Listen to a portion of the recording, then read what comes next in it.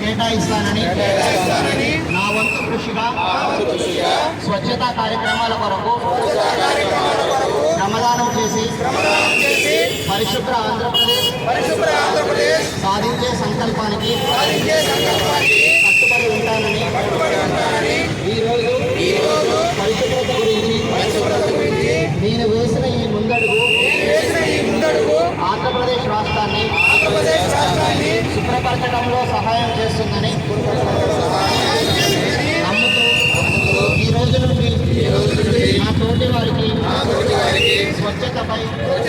మరియు ఎలక్ట్రానిక్ వ్యర్థాలను సేకరించి వాటిని శాస్త్రీయంగా తొలగించడంపై